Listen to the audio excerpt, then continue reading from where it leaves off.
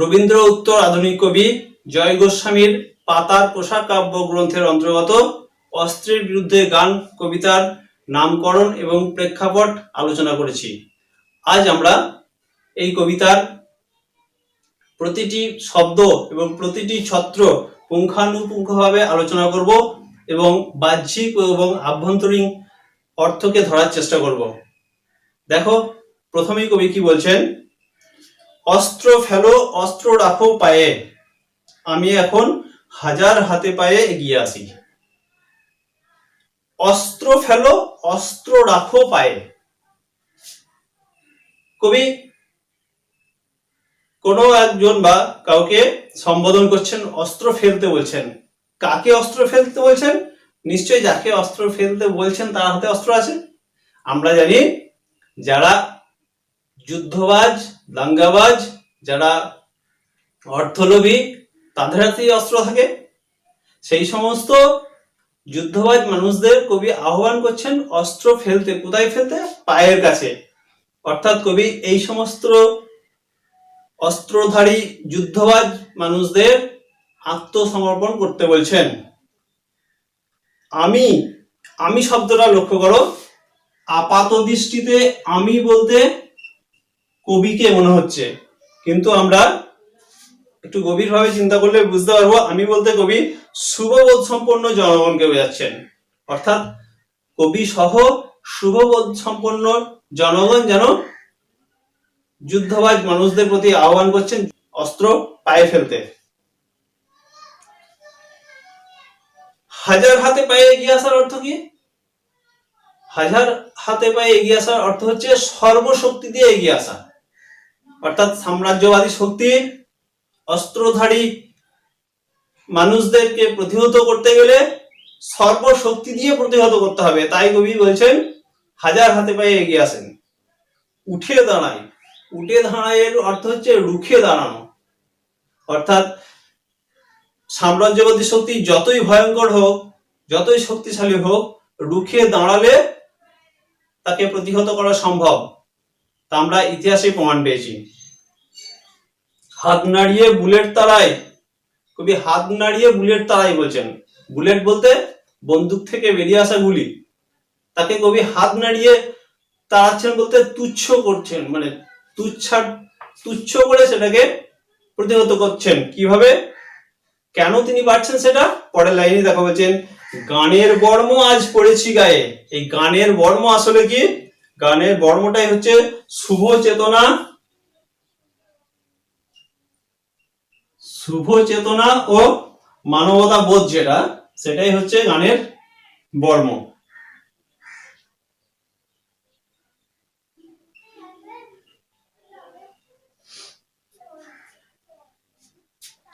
তাহলে কবি বলতে চাইছেন গানের বর্ম অর্থাৎ শুভ চেতনা ও মানবতা বোধ যদি আমাদের থাকে, তাহলে ওই যুদ্ধবাজ মানুষদেরকে প্রতিহত করা সম্ভব। গান তো জানি একটা দুটো, আঁকড়ে ধরে সে খড়কুটো। কবি বলছেন গান জানি একটা দুটো। একটা দুটো গানের অর্থ কি? অর্থাৎ আমরা জানি গান হচ্ছে একটা সৃজনশীল সত্তা, একটা শিল্প, মানুষকে আনন্দ দেয়, মানুষের শুভ বুদ্ধি জাগায়, মানুষকে বাঁচতে শেখায়। মানবতার জয়গান গাওয়া হয় এই সঙ্গীতের মাধ্যমে। তাই কবি বলছেন সেই গান আমরা একটা দুটো জানি। অর্থাৎ এই যে গানের মধ্যে যে শুভবুদ্ধির প্রকাশ, সেখানে আমরা হৃদয় বৃত্তি, ভালোবাসা, এই মুষ্টিমেয় কয়েকটা জিনিস, এইগুলোই হচ্ছে গানের প্রতীক। তো তাই কবি বলছেন গান আমরা অল্প জানি। তার বিরুদ্ধে, অর্থাৎ গানের বিরোধিতা করার জন্য যেগুলো আছে, অস্ত্র, হিংসা, রক্তপাত, হানাহানি, খুনোখুনি, দাঙ্গা, যুদ্ধ অনেক আছে। তাই বলছেন কবি যে গান আমরা একটা দুটো জানি। আঁকড়ে ধরে সে খড়কুটো। খড়কুটো বলতে কি বোঝায়? সাধারণ অর্থ হচ্ছে ধানের যে শুকনো গাছ, সেটাকেই আমরা খড়কুটো বলি।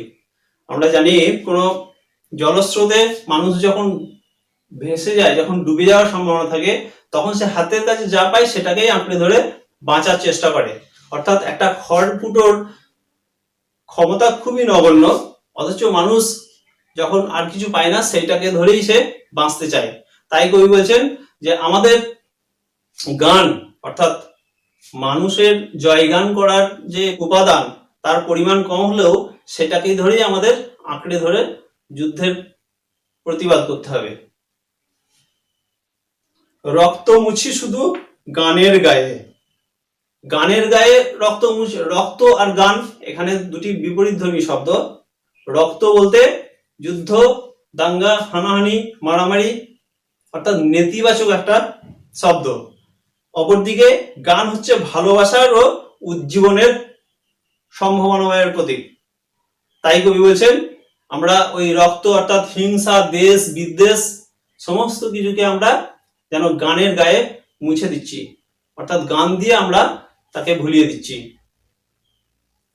মাথায় কত শকুন বা চিল, এই দেখো শকুন আর চিল এই দুটো পাখির কথা উল্লেখ করলেন কবি। শকুন আর চিল এই পাখি দুটি সম্পর্কে আমরা সকলেই অবগত। এটা হচ্ছে মাংসাশী পাখি। আসলে কবি এই মাংসাশী দুটো পাখির মধ্য দিয়ে কি বলতে চেয়েছেন, যুদ্ধবাজ, ক্ষমতালিপ্সু, লোভী, সুযোগ সন্ধানী মানুষের প্রতীক হিসাবে দেখাতে চেয়েছেন। দুর্ভাগ্যবশত এই ধরনের মানুষের পরিমাণই হচ্ছে আমাদের সমাজে বেশি। তাহলে মাথায় কত শকুন বা চিল বলতে এই ধরনের যুদ্ধবাজ, সুযোগ সন্ধানী, অর্থলিপ্সু মানুষের পরিমাণ বেশি যেন আমাদের আনাচে কানাচে তারা ঘুরে বেড়াচ্ছে। আমার শুধু একটা কোকিল, কবি বলছেন তার শুধু একটা কোকিল, অর্থাৎ এর আগে আমরা বললাম চিল, শকুন প্রভৃতি অর্থাৎ একাধিক পাখি আছে মাথার উপর, কিন্তু কবি পক্ষ নিচ্ছেন কার, কোকিলের। এখন একটা প্রশ্ন হতে পারে যে গান গাওয়া পাখি আরো অনেক আছে, তাহলে কবি কোকিলকে কেন বেছে নিলেন? তাহলে কেন বেছে নিলেন সেই প্রশ্নের উত্তরে আমরা বলতে পারি যে হিংসাকে প্রতিহত করতে পারে তারুণ্য ও মাধুর্য। আর আমরা জানি কোকিল হচ্ছে বসন্তের দূত, তারুণ্য ও মাধুর্যের প্রতীক। তাই তারুণ্য ও মাধুর্য দিয়ে হিংসাকে জয় করার জন্য কবি কোকিলের অবতারণা করলেন এখানে যেন। একইভাবে আমরা বলতে পারি শীতজর্জরিত পৃথিবীতে বসন্তের বার্তা নিয়ে আসে কোকিল, অর্থাৎ ফুলে ফলে ভরিয়ে কোকিল যেন নিজ কণ্ঠে গান গেয়ে পৃথিবীতে যেন গানের ভুবন ভরিয়ে দিতে চাই। তাই হিংসার বিরুদ্ধে মানবতা জয়গান করার ক্ষেত্রে কবি কোকিলকে বেছে নিয়েছেন।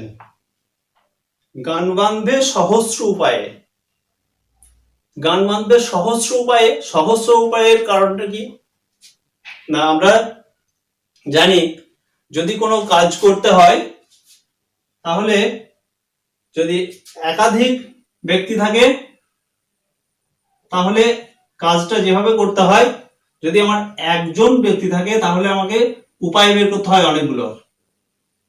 আবার আমরা অন্যভাবে ব্যাখ্যা করতে পারি এটাকে, ঔদ্ধত্যর সাথে যদি লড়াই করতে হয়, যুদ্ধবাজ, দাঙ্গাবাজ ঔদ্ধত্যের সঙ্গে যদি লড়াই করতে হয় তাহলে কৌশলী হওয়া প্রয়োজন। তাই কবি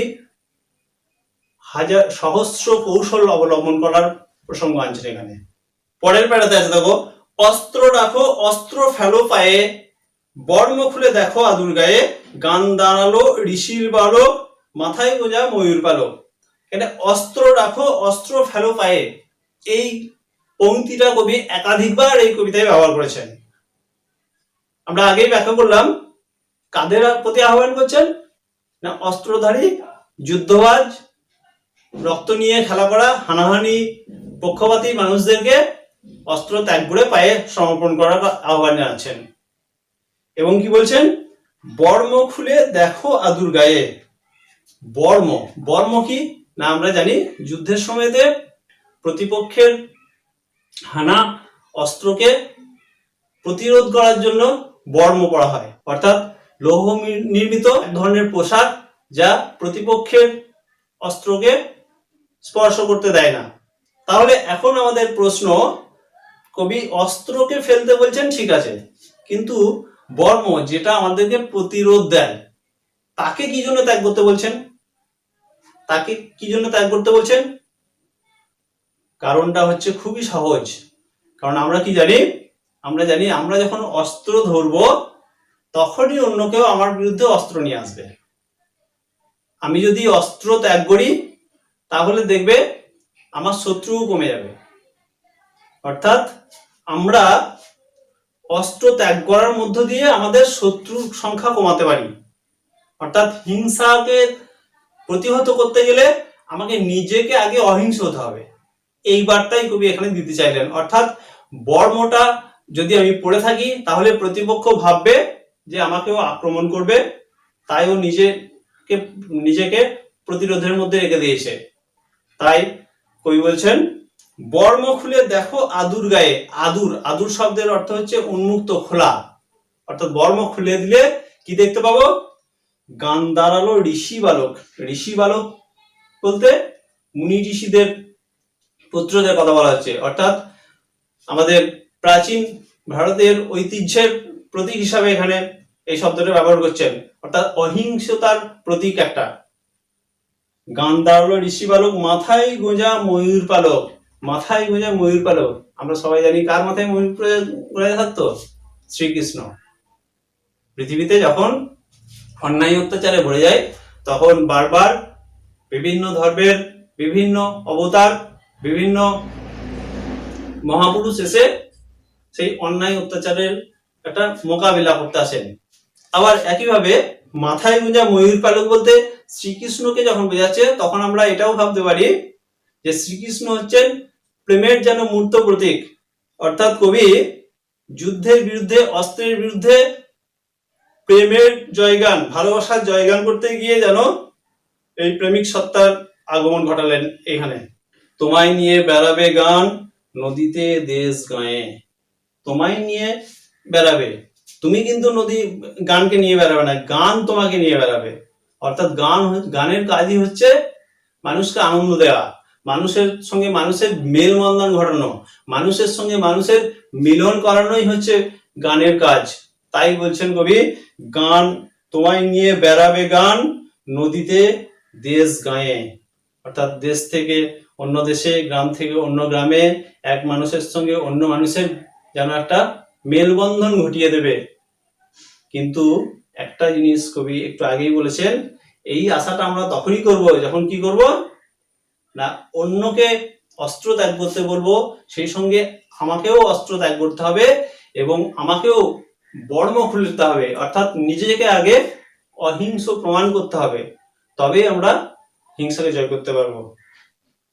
অস্ত্র ফেলো অস্ত্র রাখো গানের দুটি পায়ে। আবার কবি কবিতার শেষ লাইনে তিনি আহ্বান করছেন অস্ত্র ফেলে দে। কোথায় রাখতে বলছে অস্ত্রকে? গানের পায়ে। অর্থাৎ গানের পায়ে বলতে এখানে গানের কাছে আত্মসমর্পণ করতে বলছে অস্ত্রকে। অর্থাৎ গান বলতে কি বলেছি আমি? গান হচ্ছে শুভ চেতনা। শুভ চেতনার কাছে অস্ত্র বলতে আমি বলেছিলাম হিংসা, রক্তপাত, ধ্বংস। অর্থাৎ হিংসা, রক্তপাত, ত্রাস, ধ্বংসকে যেন গান বা শুভ চেতনার কাছে আমাদেরকে আত্মসমর্পণ করতে হবে। তবেই কি হবে? তবেই পৃথিবীতে শান্তি প্রতিষ্ঠিত হবে। আমরা যে স্লোগান তুলি, যুদ্ধ নয় শান্তি চাই, সেই শান্তি প্রতিষ্ঠিত হবে। এইভাবে কবি জয় গোস্বামী অস্ত্রের বিরুদ্ধে গান কবিতায় এইভাবেই কবি অস্ত্রের বিরুদ্ধে গান গাইতে গাইতে মানুষকে জোটবদ্ধ হতে বলছেন এবং মানুষের প্রেম, প্রীতি, ভালোবাসার যে প্রতিষ্ঠা তা সম্ভব হবে বলে আশা প্রকাশ করছেন। তাহলে এই কবিতায় আমরা কবির জীবন দর্শন, সমাজ ভাবনা, মানবিকতা বোধ ও মূল্যবোধের পরিচয় পেলাম। কবিতার আলোচনা এখানেই শেষ হলো, কিন্তু প্রতি বছর মাধ্যমিকে এই কবিতা থেকে প্রশ্ন আসে, আশা করি এবছরও আসবে। তাই তোমাদের যে প্রশ্নগুলো বিশেষভাবে করতে হবে সেগুলো হচ্ছে এমসিকিউ যে প্রশ্ন থাকে বা এসএকিউ যেগুলো থাকে তার জন্য আমার আগের ক্লাস এবং এই ক্লাসের যে আলোচনা করলাম সেগুলো একটু মনোযোগ সহকারে দেখবে, তাহলেই আশা করি ওখান থেকে পেয়ে যাবে। অর্থাৎ প্রথম ক্লাসে আমি কবির সম্পর্কে বলেছি, কবির বিভিন্ন পুরস্কার, বিভিন্ন কাব্যগ্রন্থ এই নিয়ে বিস্তারিত আলোচনা করেছি। আর একবার দেখবে আগের ক্লাসটা। এবং এই ক্লাসে আমি প্রতিটা শব্দ এবং প্রতিটা পংক্তি বিশেষভাবে আলোচনা করলাম, আর একবার দেখবে। এরপর যেগুলো করতে হবে, 3 নম্বরের প্রশ্নের জন্য বিশেষভাবে করবে অস্ত্র ফেলো অস্ত্র রাখো পায়ে, কবির এমন আবেদন কেন। 2 নম্বর গান তো জানি একটা দুটো, কবির এমন আক্ষেপের কারণ কি। 3 নম্বর রক্ত মুছি গানের গায়ে বলতে কবি কি বুঝেছেন। 4 মাথায় কত শকুন বা চিল, শকুন বা চিল আসলে কারা। 5 নম্বর আমার শুধু একটা কোকিল, গান বাঁধবে সহস্র উপায়ে, কবি কোকিলকে কেন গান বাঁধার প্রসঙ্গে ব্যবহার করলেন এবং সহস্র উপায়ে বলতে কবি কি বুঝিয়েছেন। 6 নম্বর বর্ম খুলে দেখো আদুর গায়ে, এই পংক্তিটির তাৎপর্য বিশ্লেষণ করো। 7 নম্বর মাথায় গোজা ময়ূর পালক, কার মাথায় ময়ূর পালক গোজা থাকতো, প্রসঙ্গটি বিশ্লেষণ করো। এরপর 5 নম্বর প্রশ্নের জন্য করতে হবে অস্ত্রের বিরুদ্ধে গান কবিতাটির কবির যুদ্ধ বিরোধী মনোভাব যে প্রকাশ ঘটেছে তার নিজের ভাষায় বিবৃত করো। আর 2 নম্বর করবে অস্ত্রের বিরুদ্ধে গান কবিতাটির নামকরণের সার্থকতা বিশ্লেষণ করো। ঠিক আছে, এগুলো করলে আশা করি তোমরা পরীক্ষায় খুব ভালোভাবেই লিখে আসতে পারবে। এই দুটি ক্লাসের আলোচনার পরও যদি কারো কোনো প্রশ্ন থাকে এই কবিতা সম্পর্কিত, তাহলে কমেন্ট বক্সে জানাবে, আমি পরবর্তী ক্লাসে তা বিশ্লেষণ করার চেষ্টা করব। ধন্যবাদ।